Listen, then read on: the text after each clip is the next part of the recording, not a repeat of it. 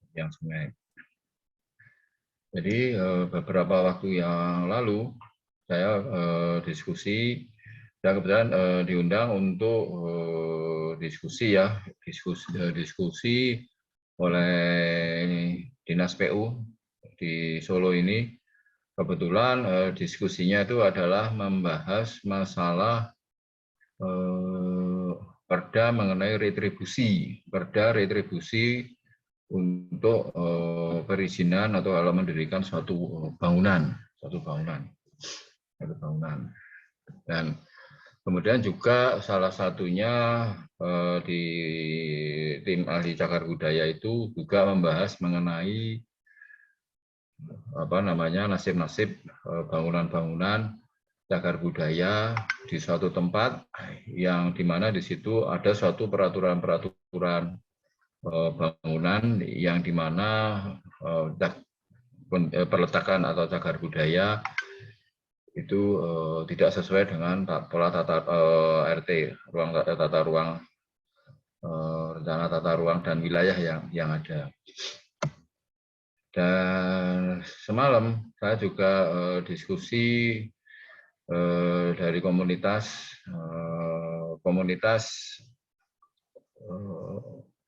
untuk satu kawasan kampung wisata di Solo, dan juga salah satunya menyangkut mengenai adanya cagar budaya dan peraturan-peraturan kota yang ada.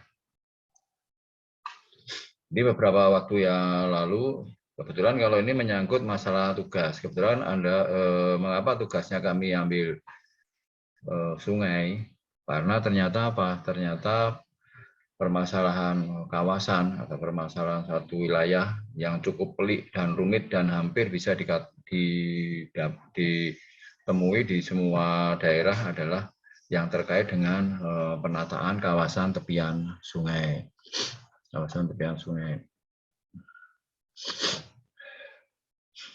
Nah, kemudian kalau beberapa waktu yang lalu saya juga diminta untuk kebetulan untuk testimoni yang mengisi pengembangan kawasan ini juga terkait dengan suatu kawasan tepian sungai di Sungai Jingah di Banjarmasin ya, di mana di sana juga ada suatu kawasan klaster wisata, di mana yaitu di sana kebetulan produksinya kain sasirangan, dan kebetulan juga itu menyangkut bagai penataan bangunan-bangunan di tepian Sungai Jingah, karena di Sungai Jingah itu ternyata banyak IKM industri kecil menengah dan rumah-rumah itu yang ada di tepiannya, dan kebetulan salah satu permasalahan yang cukup krusial di samping tata ruang juga masalah pencemaran. Jadi permasalahan di sungai di perkotaan ini memang sangat rumit ya, sangat pelik dan menyangkut berbagai macam aspek. Kalau tadi dari bangunan, kemarin dari Dinas PU mengatakan, ya, ada yang mengatakan bahwa kalau dulu disebutkan bahwa di tepian sungai itu disebutkan di perda-perda itu, misalnya tergantung sungainya. Kebetulan kalau di Sungai Permulung ini minimal harus berjarak 3 meter dari tepian sungai. Tetapi kalau peraturan yang sekarang hal itu tidak disebutkan ya. Tapi kalau menyangkut bangunan, kebetulan kalau bangunan itu cagar budaya, meskipun tidak berjarak, meskipun mepet di sungai, tapi kalau itu tidak membahayakan bangunan cagar budayanya, maka tidak dikenakan aturan tersebut, karena masih tetap bangunan-bangunan yang mempunyai nilai cagar budaya ini tetap dipertahankan di posisi seperti itu. Nah, kebetulan kalau tugas di tempat yang saya berikan di kawasan Laweyan ini adalah waterfront design yang berbasis di mana heritage ya, penataan suatu kawasan tepian sungai di suatu kawasan heritage. Kawasan heritage di mana kawasan tersebut sudah masuk dalam kawasan cagar budaya. Jadi yang dimaksud kawasan cagar budaya apabila di mana di dalam suatu wilayah itu ada 2 atau lebih bangunan cagar yang sudah ditetapkan bangunan sebagai cagar budaya, maka kawasan tersebut bisa disebut kawasan cagar budaya. Dan ini ada di tugas Anda. Jadi tugas Anda kan menata 3 segmen, masing-masing ada 3 kelompok. Ada 3 kelompok, kelompok A, kelompok B, kelompok C, di mana di sini konteks penataan waterfront-nya adalah di suatu dengan konsep kawasan heritage. Di sini campur antara kawasan heritage, di satu kawasan heritage, di mana kawasan heritage tersebut sudah menjadi aset ekonomi, di mana aset ekonominya ini dalam bentuk suatu kegiatan wisata.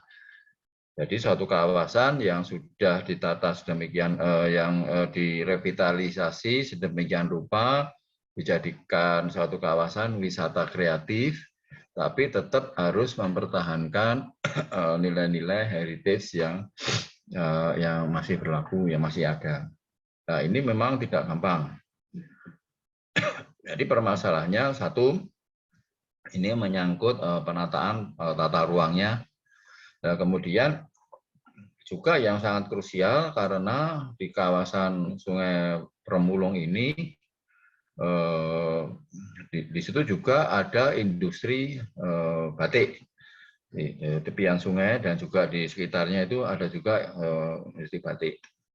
Dan yang menurut saya yang cukup krusial adalah bagaimana supaya industri batik tersebut tidak mencemari lingkungan, tidak mencemari sungai. Nah, sehingga di sini memang perlu adanya suatu upaya-upaya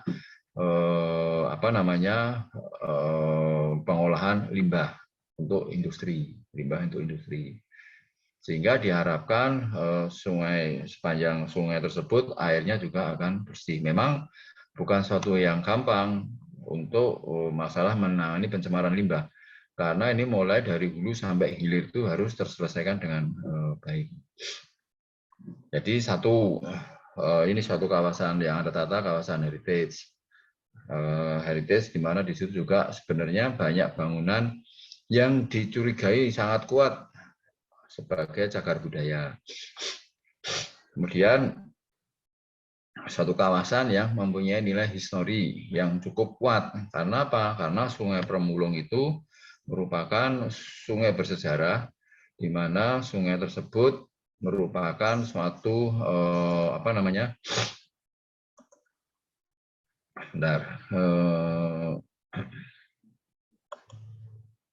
Nah, ini sungai Permulungan ini ya. Sungai Permulung ini merupakan suatu sungai bersejarah yang merupakan sungai penghubung antara kawasan heritage ini di Laweyan ini dengan Sungai Bengawan Solo, di mana sungai ini dulu merupakan jalur transportasi perdagangan yang sangat ramai. Meskipun sekarang karena sudah ditemukannya jalan darat, maka jalur sungai ini menjadi kurang tidak berperan lagi, sehingga lama-kelamaan akhirnya sungai juga banyak pendangkalan dan sebagainya, akhirnya tidak dipakai lagi untuk jalur transportasi perdagangan. Jadi mempunyai nilai histori, kemudian juga aktivitas home industrinya yang cukup kuat adalah batik, kemudian juga terkait dengan masalah pencemaran, kalau itu meskipun itu baru dalam dugaan ya, dalam arti jangan sampai aktivitas-aktivitas industri yang ada di sekitarnya mencemari, maka bagaimana cara pengolahannya minimal ada dalam satu konsep. Ya, jadi ini merupakan satu proyek yang terintegrasi satu dengan yang lainnya, tetapi dalam konsep wisata kreatif yang berbasis heritage. Nah, di sini perlu kita ketahui bahwa kebetulan lokasi Anda adalah di sini. Yang ini ya, yang sungai ini ya, sungai ini namanya Sungai Permulung. Tapi kalau yang di sini itu namanya Sungai Jenes. Ini Sungai Jenes yang sampai ke berhubungan dengan Sungai Pepe ya, Sungai Pepe ini yang ke utara ini Sungai Jenes. Kalau yang ini Sungai Permulung. Kalau yang di sini adalah Sungai Bengawan Solo. Jadi Laweyan itu adalah nama kecamatan dan nama kelurahan. Jadi ini batas biru ini adalah nama kecamatan Laweyan. Jadi yang editorium itu juga masuk ke kecamatan Laweyan.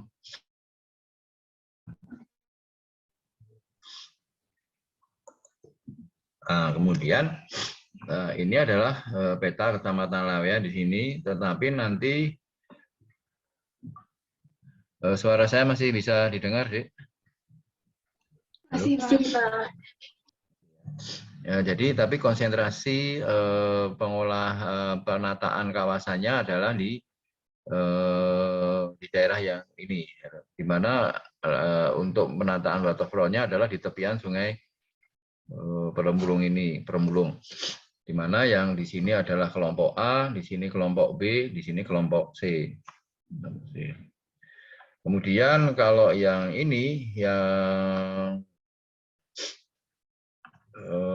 titik-titik ini adalah identifikasi. Ini sebenarnya nanti akan saya share juga ya. Ini adalah identifikasi titik-titik bangunan-bangunan cagar budaya yang sudah di SK-kan ya. Jadi di sini ada makam Laweyan, Masjid Laweyan, Langgar Merdeka, Langgar Laweyan. Kemudian di sini ada bekas rumah Lowo itu yang sekarang jadi galeri keris. Kemudian di sini ada bekas Sari Petujo yang di sini masih ada rumah Belandanya satu yang sekarang menjadi di sini menjadi Swiss Bell-In ya. Kemudian stasiun Purwosari. Jadi yang merah-merah ini adalah bangunan-bangunan yang cagar budaya yang sudah di SK-kan. Kemudian yang kuning-kuning ini juga bangunan yang cagar budaya juga yang sudah di SK-kan oleh SK Wali Kota dengan SK Wali Kota. Jadi ini adalah satu titik-titik bangunan-bangunan cagar budaya. Nah, kemudian area olahan Anda kan di sini. Di sini ini kelompok A, kelompok B, ini kelompok C ya. Kelompok C dari sini sampai sini. Ini kelompok B dari ini sampai sini, kelompok A dari ini sampai ini. Nah, yang perlu diperhatikan pada waktu Anda menata satu kawasan, di samping potensi lokalnya, juga titik-titik transportasi ya. Ini kebetulan juga dekat dengan stasiun titik transportasi untuk distribusi transportasi, ya baik dari luar kota atau dari manapun, kemudian baru setelah orang turun dari sini baru menyebar ke area di sekitarnya. Kemudian yang titik merah 2 ini lagi adalah ini pasar ya, pasar yang kemungkinan ini ada 2 pasar yang kemungkinan juga akan dijadikan area parkir pasar dan pasar seni. Ini juga area parkir dan pasar seni meskipun nanti juga ada penataan pasarnya. Tetapi titik-titik ini adalah yang sangat kuat untuk akan dijadikan tempat parkir dan pasar seni. Nah, kemudian jadi titik-titik transportasi inilah yang perlu diperhatikan karena memang di teori itu disebutkan bahwa satu kawasan yang ditata itu kalau bisa aksesibel, mudah dijangkau dan sebagainya dari pusat-pusat titik transportasi. Ini akan sangat menentukan di titik mana kawasan waterfront itu desain itu yang Anda desain itu bisa dengan mudah dijangkau oleh publik. Sehingga akan sangat menentukan kira-kira gate-nya ada di mana ya untuk masuk, apakah nanti gate-nya ada di sini, yang di sini, kalau yang kemudian kalau yang di titik ini kira-kira di mana gate-nya atau mungkin dari sini. Nah, jadi ini akan menentukan akses jalur transportasi dan ini aksesibilitas sangat penting ya yang untuk menjangkau ke lokasi yang Anda tata. Jadi ini dan di sekitar sungai ini banyak ternyata banyak juga industri batik meskipun IKM kecil ya, tapi juga perlu dipikirkan bagaimana cara untuk menatanya. Nah, ini ya. Jadi ini lawean itu ini supaya ini saya berikan dalam arti konteksnya untuk mempermudah Anda dalam arti untuk menata kawasan tepian sungai. Jadi memang pintu utama itu ada di 3 titik ya. Di pintu utara itu dekat Slamet Riyadi, pintu timur itu memang didesain rencananya ada di dekat traffic light yang di Baron itu. Kemudian yang di sini adalah ya dekat Tugu Lilin, yang di Pajang itu dan sebagainya. Kemudian yang di sini adalah titik nol pusatnya, yang merah ini ada memang Kelurahan Laweyan dan titik merah di tengah itu adalah titik nol Laweyan itu ada di sini. Titik nol Laweyan itu ada di titik merah ini. Dan visinya adalah Eco Culture Kreatif Kampung. Eco itu berarti terkait ekologi, ramah lingkungan. Culture itu budaya lokalnya, jadi berbasis budaya lokal yang di-create sedemikian rupa dengan kreativitas dan inovasi, tapi apapun yang dilakukan harus ramah lingkungan. Nah, ini penting. Ya, ini kan pintu gerbang yang sebelah utara ini ya, ini pintu gerbang ini. Kalau di masing-masing pintu gang ada penanda-penanda seperti ini. Nah, ini histori ya, ini sejarah. Jadi titik-titik mana yang nanti terkait ya, bagaimanapun juga Anda dalam menata kawasan tepian sungai tersebut itu bisa juga dalam konsepnya itu Anda kaitkan dengan titik-titik penting sejarah ya, situs-situs bersejarah yang ada di sekitarnya sebagai suatu konsep, dan itu menyangkut masalah penataan jalan, aksesibilitas. Jadi dalam hal ini perlu juga Anda pelajari teori tentang teori tentang morfologi. Morfologi itu menyangkut fungsi kawasan, dalam ini konteks fungsi bangunan, peta-peta persil, kemudian peta-peta masa bangunan, dan yang tidak kalah pentingnya adalah peta daripada jalan dan sungai yang ada di kawasan tersebut. Nah, ini cerita sejarah aja, intinya bahwa tahun 1500 sudah ada bahkan sebelumnya dan sampai sekarang. Nah, ini adalah titik di salah satu titik penting yang sangat bersejarah di Laweyan, dan ini dekat sungai juga, yaitu sejarah periode Kerajaan Pajang. Nah, ini ada satu titik A di sini ya, dia ada masjid, ada makam dan sebagainya. Ini titik-titik situs bersejarah. Kemudian yang di sini juga di titik sungai di sini, di situ adalah ada bekas bandar. Ini juga Anda perhatikan yang nanti yang menyangkut yang konteks yang kelompok B ya. Kemudian di sini ada titik nol Laweyan dan di sini adalah bekas pasar. Dan ini merupakan suatu titik bersejarah yang memang harus diperhatikan apakah nanti juga bisa terkait dengan penataan kawasan tepian sungai. Kemudian di titik-titik ini adalah titik-titik era semasa Serikat Dagang Islam. Nah, di sini juga di sini ada rumahnya dulu pemberian Bung Karno, ini ada makam, ini juga ini di tepian sungai. Kemudian kalau ini memang agak jauh, tetapi sejauh mana konsep penataan kawasan di tepian ini itu juga memperhatikan aset-aset wisata yang berbasis sejarah yang ada di sekitarnya. Kemudian ini juga bangunan-bangunan cagar budaya juga yang ada, dan ini meskipun tidak di tepi sungai, tetapi itu juga bisa menjadi pemicu generator penggerak pengembangan kawasan. Nah, itu tadi tentang posisi situs-situs, letak-letak situs bersejarah yang harus diamati. Nah, kemudian potensi yang lain yang cukup sangat menonjol adalah craft, adalah apa namanya, home industry ya. Home industry di sini adalah batik. Kalau Anda lihat dari pintu utama, gerbang utama yang dari utara, dari Slamet Riyadi, memang di sini Anda lihat di sini posisi banyak-banyak juga, di samping ada toko-toko batik dan juga potensi yang lain. Tetapi tetap batik itu menjadi salah satu ikon yang ada di Kampung Laweyan. Kemudian ini juga di Jalan Dr. Rajiman ini juga istilahnya memang dipenuhi oleh orang beraktivitas batik.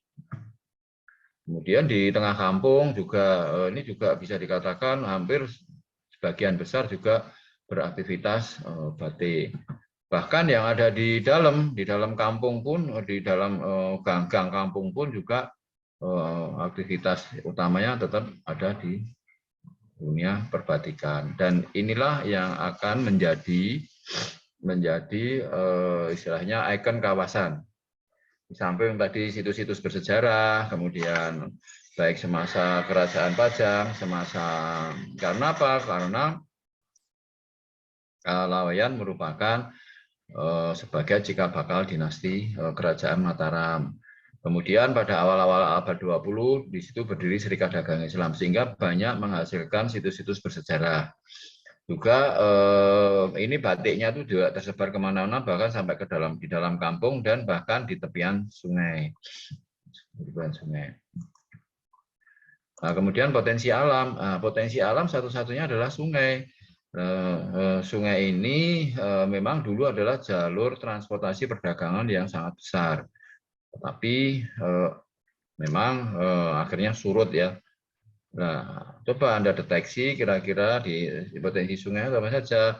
Ternyata apa? Di tepian sungai itu banyak juga pohon-pohon langka ya. Pohon-pohon langka yang apakah itu perlu dilestarikan atau tidak. Kemudian juga ada apa namanya, hewan-hewan, kadang-kadang juga ada biawak, ada ya macam-macam lah. Ada luwak, ada apa dan sebagainya. Jadi menurut saya itu cukup menarik juga untuk bisa diangkat.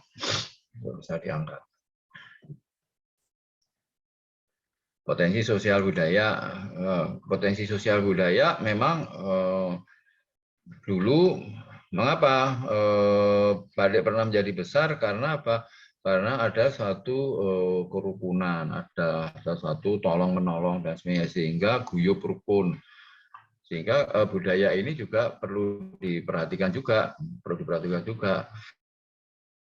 Misalnya apakah juga ada space-space tertentu yang di situ bisa dipakai untuk kegiatan indoor atau outdoor, yang dimana di situ untuk berkumpul orang, untuk bisa untuk wisatawan atau bisa juga untuk masyarakat setempat dan sebagainya. Sehingga karena mereka kadang-kadang memang sebulan sekali ada acara kumpul-kumpul, diskusi, entah yang dibicarakan tentang masalah budaya dan juga masalah-masalah yang lain, sehingga konsep tolong-menolong, kerukunan inilah yang perlu juga diperhatikan.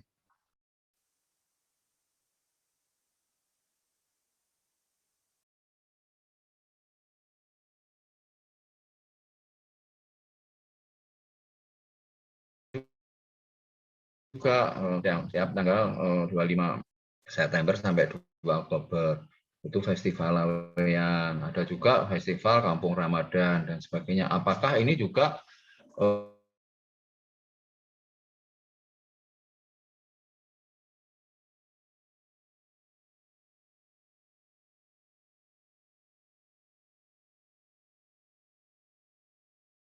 Halo Pak Alwa.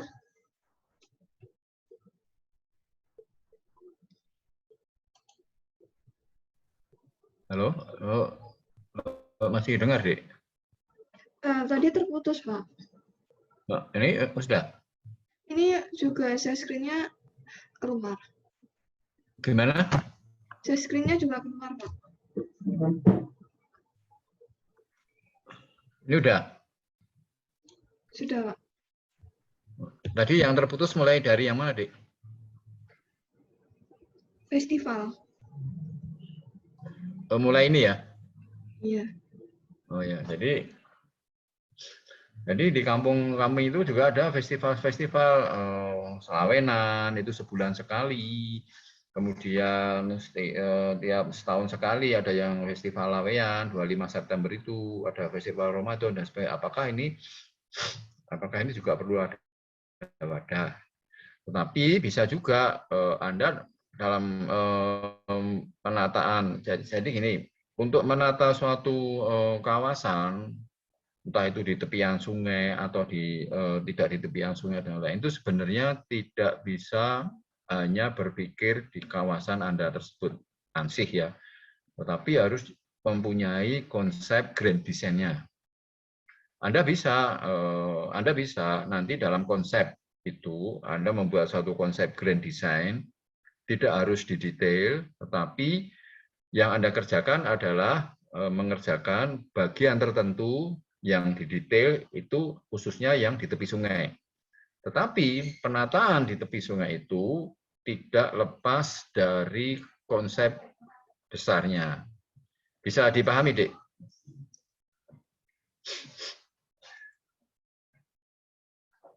Jadi Anda bisa juga dalam konteks penataan tepian sungai ini kan sebenarnya Anda mendetail bagian-bagian saja. Tapi ini sebenarnya tidak bisa hanya berpikir, aku hanya berpikir di bagian itu saja, di titik A, hanya berpikir di titik B, hanya berpikir di segmen C, tapi tidak berpikir secara keseluruhan, tidak bisa.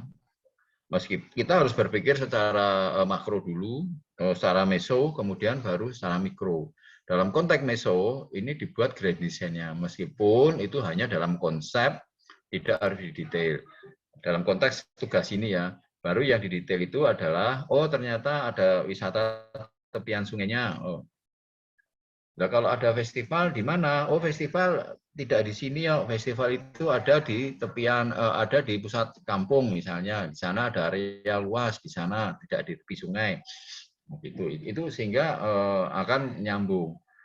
Sehingga di sini saya menjelaskan kira-kira kegiatan-kegiatan apa saja yang ada di kawasan tersebut, dan hal inilah yang harus menjadi menginspirasi munculnya fasilitas-fasilitas yang memadai kegiatan ini.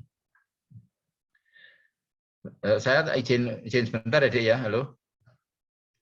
Halo. Iya, Pak. Izin 5 menit sebentar ya. Iya, Pak. Baik.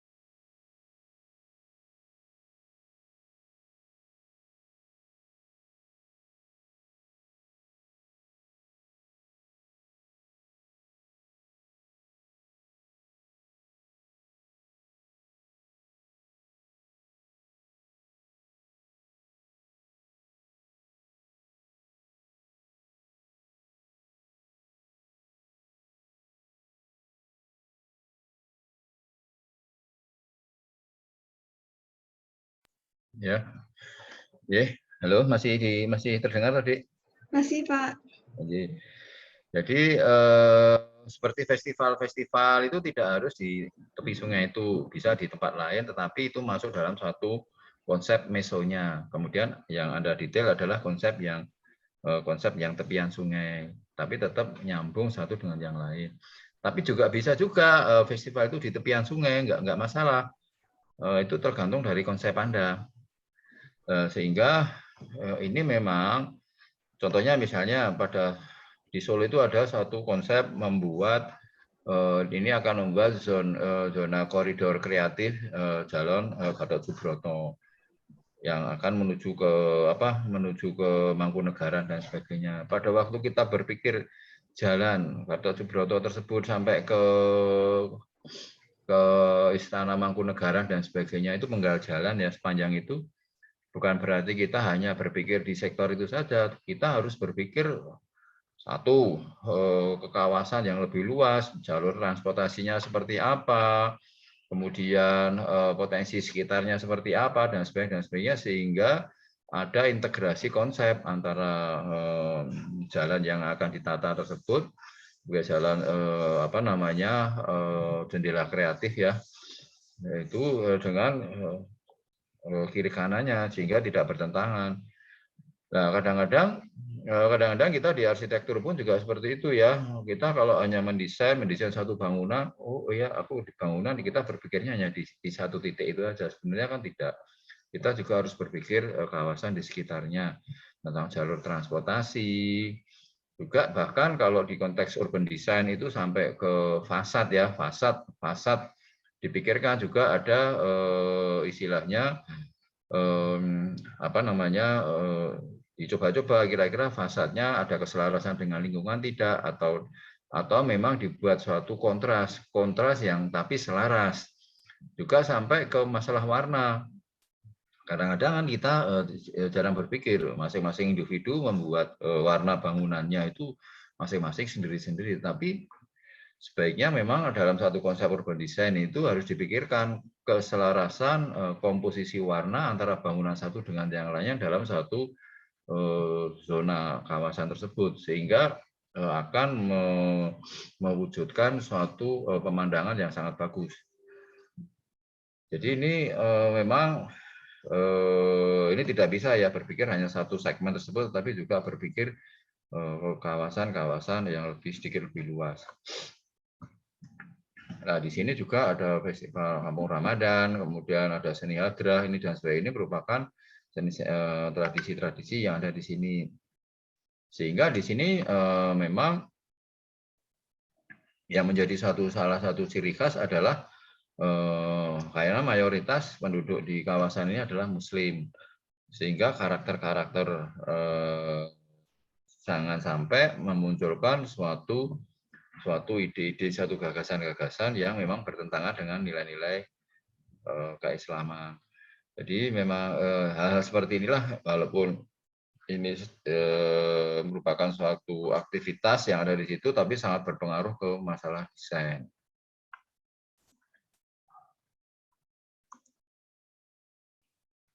Nah, ini pada suatu saat sungai itu sedikit tercemar ya. Tetapi ini ada aktivitas, oh ya ini aktivitas ada open space untuk kumpul-kumpul masyarakat, di situ untuk aktivitas memancing, aktivitas apa, justru memancingnya di suatu zona yang tercemar tersebut. Nah, karena apa?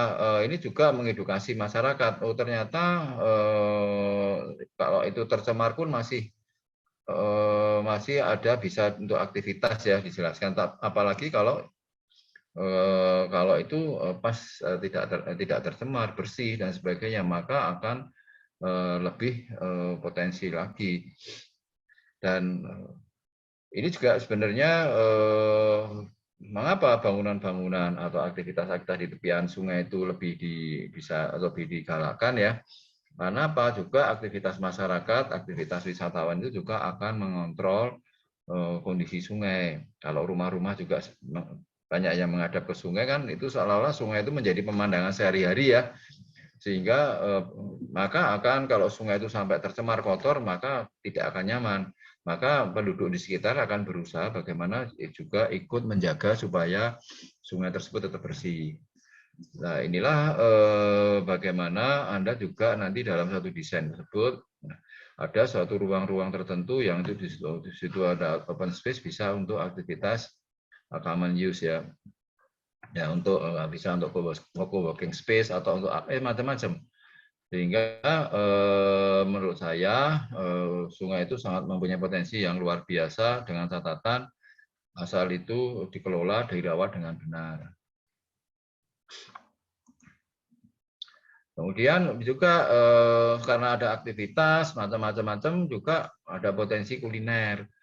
Ini kuliner asli yang di kawasan tersebut ada apem, ada ledre, ya macam-macam ya. Kemudian kalau ini juga muncul kafe-kafe baru dalam arti ini memang untuk memfasilitasi wisatawan yang datang. Wisatawan yang datang bisa menikmati suasana lingkungan sekitar, kemudian juga tetapi juga bisa menikmati makanan karena orang wisata kan mesti ya kadang-kadang ada lapar, dia butuh makan dan sebagainya. Apakah di tepian sungai itu juga ada resto-resto yang langsung view-nya ke sungai dan sebagainya. Nah, ini kan tetap menjadi satu kesatuan dengan konsep grand design-nya. Fasilitas yang pendukung yang lain akhirnya kiri kanan juga tumbuh homestay, hotel, homestay ya, rumah-rumah itu berubah jadi homestay. Bisa juga satu kawasan rumah-rumah di tepian sungai itu menjadi homestay. Jadi jangan lupa bahwa apalagi untuk wisatawan asing. Jadi bukan berarti kalau di homestay itu mesti lebih murah dari hotel, belum tentu.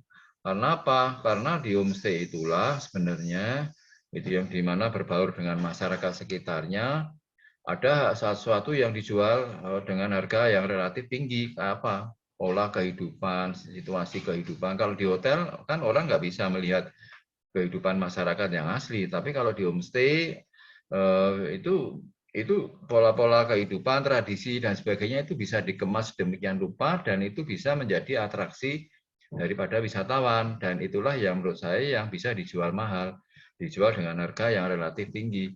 Dengan catatan memang satu biasanya untuk wisatawan itu yang harus mutlak itu adalah kebersihan. Kebersihan apalagi di toilet dan sebagainya itu harus bersih. Nah, tapi kalau untuk yang lain-lain, untuk misalnya kok ini harus dibangun seperti ini, seperti tidak. Justru malah mereka itu kebanyakan senang dalam kondisi asli, tetapi itu terawat dan bersih. Nah, inilah yang perlu harus diperhatikan. Kemudian juga tata landscape. Ya, biasanya masalah lingkungan ada penataan landscape yang bagus itu juga akan menjadi daya tarik sendiri bagi wisatawan. Apalagi kalau tata landscape-nya ini juga dengan tumbuh-tumbuhan lokal. Tumbuh-tumbuhan lokal itu misalnya ya tumbuhan khas daerah tersebut. Dan biasanya juga kalau di rumah-rumah kampung itu memang dipertahankanlah menggunakan potensi alam sekitarnya ya karena kalau sudah memakai yang artificial misalnya kebanyakan AC bukan berarti tidak dibutuhkan tapi untuk titik-titik tertentu yang itu memang butuh pengkondisian. Jadi bagaimana juga wisatawan akan lebih senang kalau suatu kawasan atau satu perkampungan itu orisinil, kemudian juga alami, kemudian bersih, dan juga banyak penghijauan, khususnya juga sehingga itu akan menambah kenyamanan.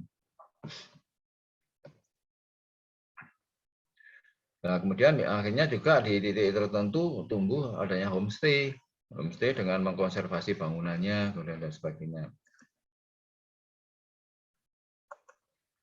Bahkan di sekitar kampung pun muncul juga hotel-hotel ya, hotel-hotel baru yang memang ini karena itu juga milik aset-aset milik private, sehingga nggak bisa ya, termasuk di tengah kampung kami itu juga sempat muncul adanya hotel sangat tinggi sekali, 9 lantai.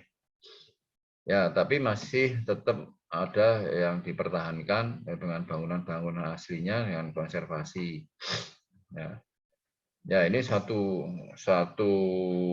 problema ya yang mesti sering kita hadapi kalau suatu kawasan berkembang, masalah konservasi, masalah penataan, di mana kadang-kadang peraturan belum agak terlambat, sehingga kadang-kadang kita tidak bisa mengantisipasi adanya perkembangan-perkembangan yang cukup cepat.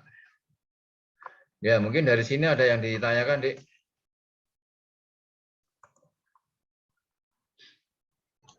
Izin bertanya, Pak. Ya, gimana? Menurut pengalaman Bapak, apakah ada cara yang lebih efektif gitu, Pak? Cara mendesain yang harus dilakukan oleh arsitek ketika mendesain sungai, pinggir sungai yang itu notabene airnya tuh keruh, tercemar gitu, Pak. Dan bagaimana cara mendesain pinggir sungai itu menjadi lebih baik lagi, maksudnya tuh wow gitu Pak jika dilihat, meskipun sungainya keruh. Ya, jadi suatu sungai keruh itu karena pencemaran ya. Keruh itu macam-macam. Dalam konteks ini kalau suatu kawasan di situ banyak industri kecil, biasanya keruhnya itu keruhnya hitam ya. Ya, hitam, keruh. Kemudian tapi ada juga kalau di situ tidak ada industri-industri kecil, keruhnya keruh karena apa namanya? Kesoklatan itu karena juga karena tanah ya. Jadi mungkin tanah yang gundul kemudian kena hujan kan, jadi airnya itu tidak jernih. Ini memang satu permasalahan yang sangat pelik. Jadi sempat di tempat kami itu beberapa waktu yang lalu juga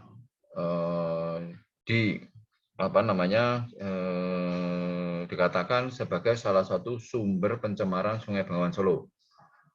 Padahal di kawasan kami itu dalam 2 tahun ini aktivitasnya betul-betul sangat menurun dan bisa dikatakan aktivitas pembuangan limbah itu bisa dikatakan sangat minim. Tetapi namanya sungai itu kan mulai dari hulu sampai hilir. Nah inilah dari beberapa pengalaman itu memang tidak bisa diselesaikan segmen per segmen.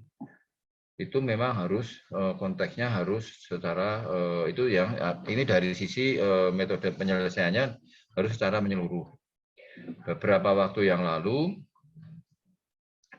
kami juga ikut dalam diskusi dengan Kementerian PU itu, ternyata memang Sungai Bengawan Solo itu juga sudah hampir 90% itu tercemar ya. Dan itu memang dari berbagai macam sektor. Nah, tadi pertanyaannya kira-kira kalau ada seperti itu seperti bagaimana? Nah, itu memang permasalahan yang sangat tradisional, sudah turun-temurun dan sangat krusial. Jadi ada beberapa cara, itu satu ya, bahwa sungai itu memang ada juga yang ditanami, ada tanaman-tanaman penyerap polutan. Itu juga akan mengurangi. Jadi di titik-titik tertentu ada tanaman-tanaman itu yang memang dipelihara untuk tanaman tersebut sebenarnya menyerap polutan-polutan yang ada di sungai. Nah, itu juga salah satu upaya untuk bagaimana kalau kita tidak bisa menangani pencemaran itu secara keseluruhan sehingga tetap ada, salah satunya adalah adanya tanaman-tanaman yang itu menyerap polutan. Dan kemudian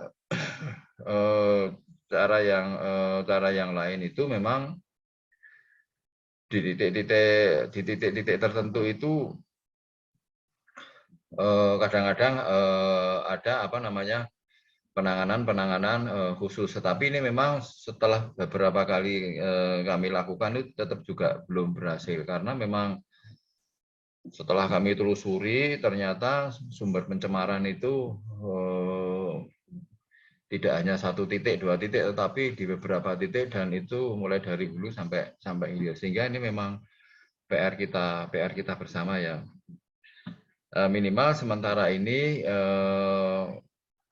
yang ada upaya-upaya ya ke arah itu. Jadi adanya tanaman-tanaman yang ikut menyerap polutan tersebut. Kalau untuk yang lainnya masih belum ada cara. Kemudian di sisi yang lain, kalau itu memang belum bisa diatasi, kita juga bisa menjelaskan masalah pencemaran tersebut dari sisi ilmu pengetahuan. Bahwa ini loh, kalau sungai tercemar itu nanti berakibat ini sehingga kondisi sungai yang tercemar tersebut dijadikan suatu objek untuk kajian, untuk dijelaskan mengenai sebab akibat dan sebagainya. Justru kawasan tersebut bisa menjadi suatu destinasi wisata edukasi khususnya dari sisi pencemaran sungai. Itu kita ambil dari sisi positif dalam arti untuk objek wisatanya. Tetapi memang bagaimanapun juga masalah pencemaran sungai ini memang tidak bisa diselesaikan parsial, Dik. Itu harus mulai dari hulu sampai hilir. Bisa dipahami, ini memang sangat krusial. Halo? Bisa, Pak. Nah, kemudian biasanya ini ada tanggul-tanggul itu yang kalau bisa tanggul-tanggul alami, deh. Tanggul-tanggul alami. Dan juga ada penanaman pohon-pohon termasuk yang cukup bagus itu adalah bambu. Bambu ini berdasarkan beberapa waktu yang lalu kami ketemu dengan para ahli bambu ya. Kebetulan beliau juga sebagai presiden bambu Indonesia, komunitas bambu, menjelaskan mengenai manfaat tumbuh-tumbuhan bambu ini. Termasuk kalau itu ditanam di tepian sungai. Ternyata akar-akar bambu itu juga bisa mengikat air. Permasalahannya apa? Permasalahan itu yang muncul kadang-kadang kalau di sungai yang sumber airnya itu cukup besar, maksudnya stabil, itu pencemaran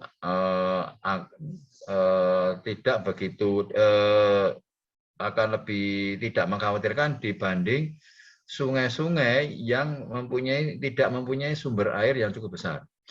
Contohnya adalah sungai-sungai yang ada di tengah-tengah perkampungan, dalam arti yang itu seperti selokan-selokan itu, Dik. Jadi sebaiknya memang tanggul-tanggul itu ada tanggul alami. Sehingga apa? Tanggul-tanggul alami itu dengan akar-akar, bambu dengan akar-akarnya itu juga bisa menyimpan air. Sehingga sewaktu-waktu kalau musim kemarau, itu air yang di dalam tanah itu juga akan keluar, mengalir ke sungai. Sehingga diharapkan sungai tidak akan kekeringan, tidak kering korontang. Nah, kalau sampai sungai itu kering korontang, yang menjadi airnya itu kadang-kadang kalau itu sungai itu melintas di suatu daerah pusat IKM, industri kecil menengah yang menghasilkan limbah, itu betul-betul yang mengalir itu adalah limbah, bukan air sungai. Ya inilah yang sehingga maka sekarang digalakkan untuk dulu itu pernah kita juga mensurvei di tepian Bengawan Solo itu ada dulu itu diupayakan adanya tanggul-tanggul alami, tumbuh-tumbuhan yang termasuk salah satunya adalah bambu, supaya apa? Supaya kalau musim kemarau itu air-air yang diikat oleh akar-akar dari pohon-pohon tersebut juga bisa keluar sehingga sungai tidak kekeringan. Jadi ini sebenarnya banyak aktivitas yang mengarah ke arah itu. Mungkin bisa sedikit dipahami, Dek.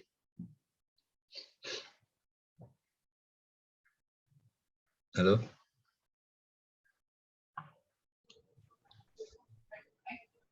Halo. Iya, Pak. Sudah bisa dipahami? Bisa, Pak. Yang sekarang kan banyak sungai-sungai yang ditanggul dengan model PU itu ya, di beton dan sebagainya. Sehingga memang air itu seolah-olah mengalir tidak menyerap ke kiri kanan. Ada pertanyaan lain, Dek? Berarti ini desainnya pada waterfront ini ada beberapa konsepnya tuh menggunakan desain kuno ya Pak. Maksudnya tuh kayak kursinya itu terbuat dari bambu gitu. Apanya? Untuk waterfront desain ini. Apa harus itu maksud saya tadi tanaman-tanaman bambu itu sebagai tanggul sungai, Dek. Tanggul sungai. Sekarang kan banyak sungai-sungai yang yang ditanggul supaya tanahnya tidak longsor di kiri kanan itu kan dengan tanggul beton, gitu. Nah itu sehingga air itu tidak terserap kiri kanan. Tapi kalau tanggulnya itu tanggul tanaman, apalagi yang salah satunya yang direkomendasikan itu bambu itu kan akarnya banyak mengikat air, sehingga sewaktu-waktu kalau musim kering itu sungai itu tidak kekeringan karena air yang ada di dalam tanah tersebut kembali mengalir ke sungai. Gimana kira-kira seperti itu? Baik Pak, sudah paham Pak. Nih, ada lagi?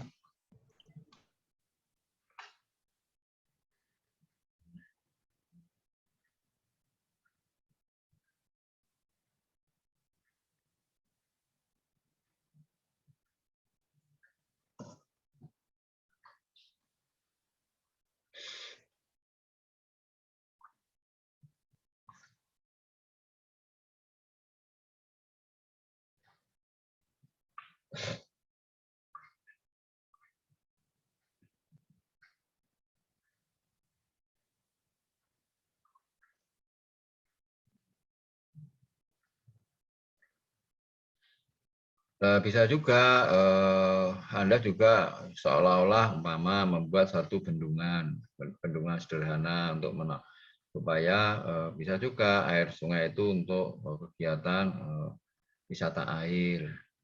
Nggak apa-apa, Bang, itu satu konsep kok.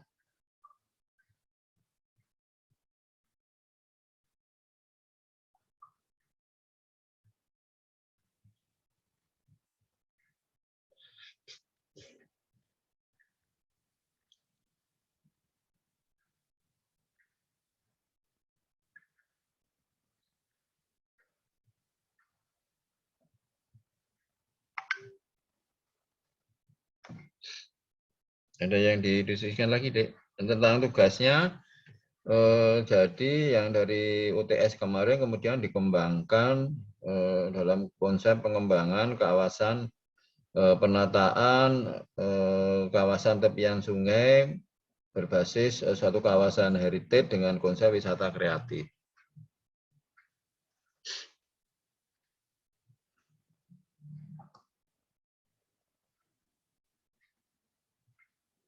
Kalau tentang tugas ada yang tanya, Dek?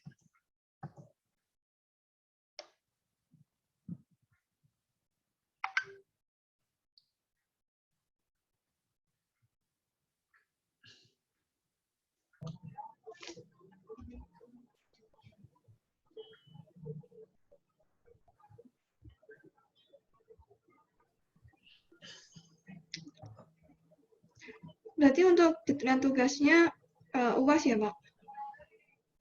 Apa-apa. Nanti tugasnya untuk UAS. Ya. Jadi satu kelompok berapa orang? 5 orang kan? 10 Pak. Ya? 10 orang. Satu kelompok? Iya. Oh, kurang lebih ya. Iya, ya nggak apa-apa. Tapi kan nanti kan ada pembagian tugas itu di situ.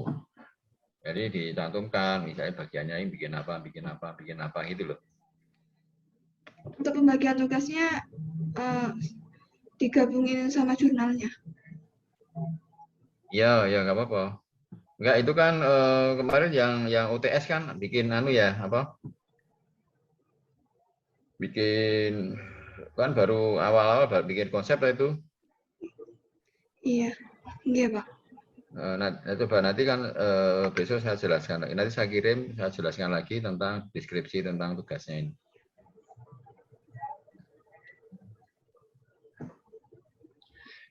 Mengapa saya memilih sungai? Karena apa? Karena ternyata memang permasalahan-permasalahan yang sangat krusial di perkotaan, kemudian entah dimanapun adalah dengan sungai. Kemarin sore saya baru saja kedatangan seorang yang ingin mempresentasikan masalah peralatan yang menangani masalah limbah. Dan ternyata apa? Dan sampai sekarang pun sebenarnya permasalahan sungai dengan limbahnya, sungai yang tercemar, sungai yang ini belum adanya pemanfaatan penataan sungai sebagai satu potensi lingkungan yang perlu kita jaga dan sebagainya, yang perlu kita kembangkan, itu belum memasyarakat ya. Sebenarnya di kampus kita pun juga punya sungai yang luar biasa. Di depan kampus itu ada sungai sebenarnya, tapi sejauh mana kita memanfaatkan sungai? Kan belum, sungai masih dianggap sebagai saluran pembuangan aja, tapi belum dianggap sebagai sesuatu itu adalah sesuatu yang bisa menjadi satu potensi kawasan, bisa menjadi tempat rekreasi. Otomatis kalau di situ banyak kegiatan, akhirnya juga masyarakat juga akan mengontrol tentang kebersihan sungai dan sebagainya. Dan pada peristiwa di gambar ini ada suatu peristiwa yang cukup menarik. Pada waktu dipakai mancing, kebetulan pada waktu itu airnya relatif bersih. Tetapi pas dipancing, ada kegiatan mancing, kok tiba-tiba ada sesuatu yang agak kotor lewat airnya. Nah, akhirnya dicari sumber pencemarannya itu di mana. Akhirnya dicari dan ketemu sumber pencemarannya dan diberitahu orangnya. Dan inilah saya membuktikan sendiri antara kontrol sosial masyarakat. Jadi menurut saya sungai ini jangan dijadikan sebagai belakang, tapi jadikanlah ini sebagai bagian dari depan rumah yang itu memang harus kita pelihara dan kita jaga.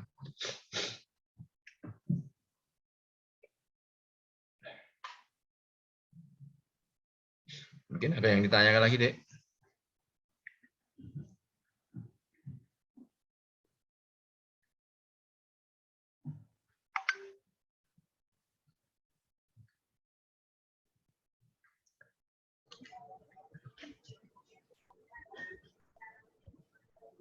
Sepertinya sudah cukup, Pak. Cukup ya. Jadi beberapa waktu yang lalu kan di Solo kan juga baru dibangun pintu air yang baru ya. Dan itu ternyata pada satu saat ada pencemaran juga di situ. Nah, ternyata memang salah satunya juga tercemari oleh industri ya, industri kecil itu. Jadi begini ya, saudara-saudara sekalian ya. Memang menangani pencemaran sungai ini tidak bisa semata-mata melalui sanksi semata-mata, tetapi melalui edukasi. Sehingga memang masyarakat itu kan sangat heterogen, mulai ada yang terpelajar, ada yang tidak. Nah, ini tadi ya pagi tadi saya juga kedatangan anak-anak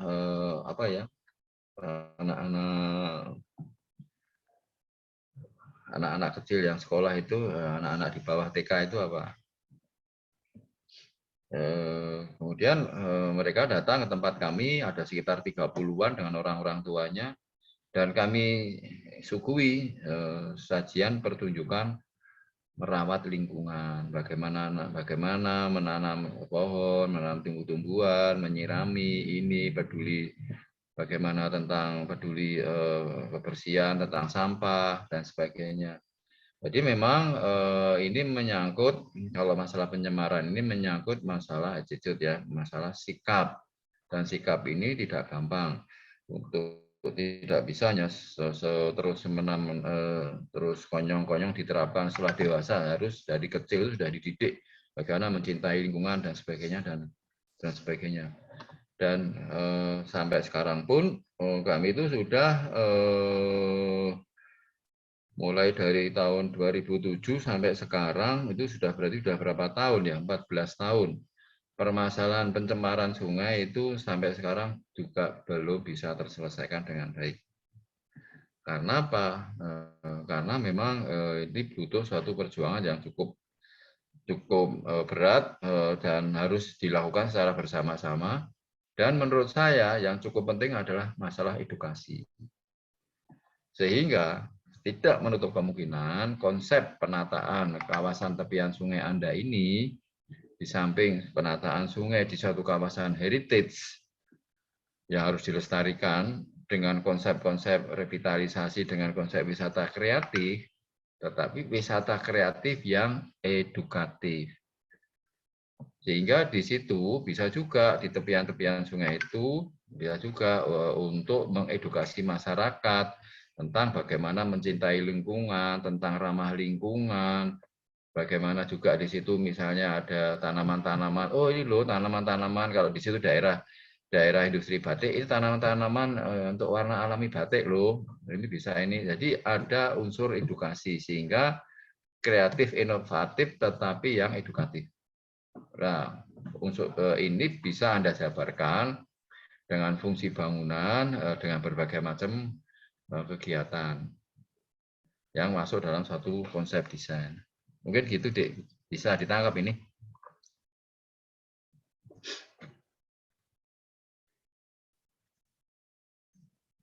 Alhamdulillah bisa, Pak. Mungkin ada satu lagi yang di apa? Jangan lupa absen presensinya, Dek ya.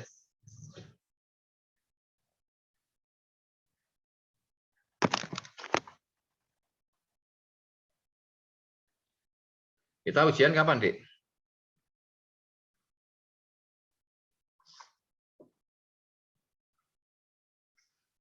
Jadwal ujian belum keluar ya?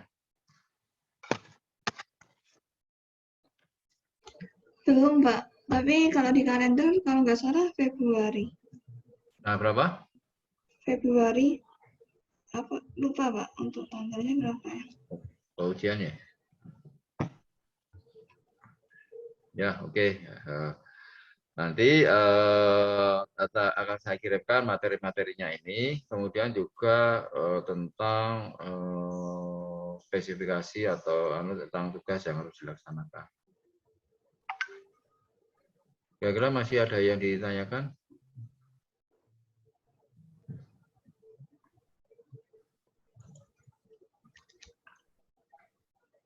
Kalau belum, Mbak. Ini saya akhiri untuk share screen-nya ya.